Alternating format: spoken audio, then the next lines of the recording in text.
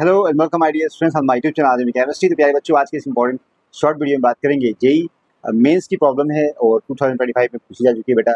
और सारी प्रॉब्लम कमाल की है, स्ट्रक्चर ऑफ एटम यूनिट की है और बार बार इस तरह के क्वेश्चन आते हैं एग्जाम के अंदर। अगर आप यहाँ पे कॉन्सेप्ट सीखते हैं, याद रखते हैं, तो बेटा आने वाले दिनों के अंदर जो एग्जाम आपके होंगे तो उसमें आप कमाल कर सकते हैं। आपको बिना डर और भय के आप उसमें अच्छा स्कोर कर सकते हैं, टाइम बचा सकते हैं। तो आइए हम एक करके क्वेश्चन को समझते हैं और उसका ट्रिक जानते हैं।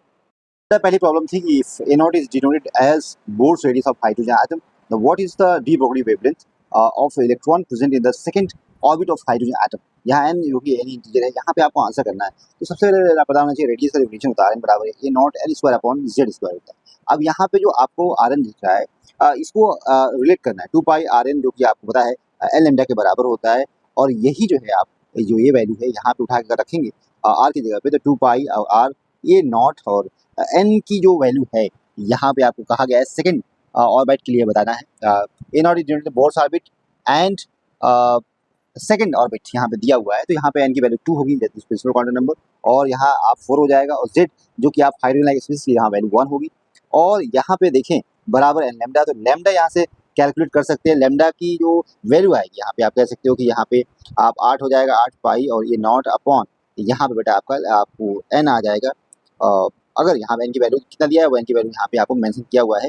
नहीं, यहाँ पे आंसर फर्स्ट हो जाएगा क्योंकि यहाँ पे डायरेक्ट यहाँ पे लैम्डा निकाल सकते हैं। तो this one is answer for this question. तो आई होप आपको प्रॉब्लम समझ में आएगा। Thank you very much.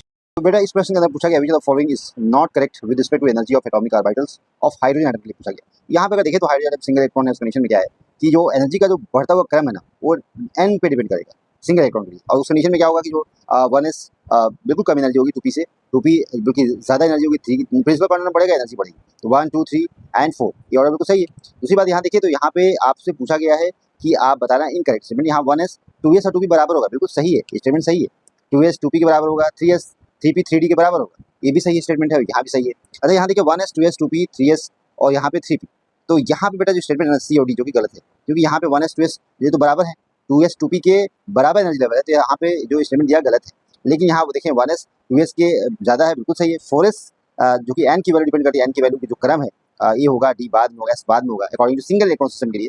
उसके लिए अगर देखें इनकरेक्ट स्टेटमेंट की बात करें तो यहाँ पे 2 ऑप्शन है जो इनकरेक्ट है, सी है और डी है। तो आंसर आपको क्या हो जाएगा यहाँ पे सी। और ये क्वेश्चन बेटा अभी जेई में 2025 मेंस में पूछा गया है, सवाल बहुत शानदार है। नॉर्मल आपकी स्टडी से क्वेश्चन नहीं हो पाएगा। अगर आपको बहुत बारीकी से आपने कॉन्सेप्ट को नहीं समझा है, इसलिए नहीं किया है, क्वेश्चन को कॉन्सेप्ट के बारे में आपकी जानकारी नहीं है, तो फिर क्वेश्चन को आप नहीं हैंडल कर पाओगे। तो यहाँ पे कहा गया है कि सिंगल इलेक्ट्रॉन एटम है हाइड्रोजन लाइक स्पीशीज के लिए, तो वहाँ पे इस तरह से निकालने की एनर्जी आपका जो है जो 2s है 2p है बराबर होगी, 3s 3p 3d के बराबर होगी। और यहाँ पे जो क्रम है एनर्जी का ये रॉन्ग स्टेटमेंट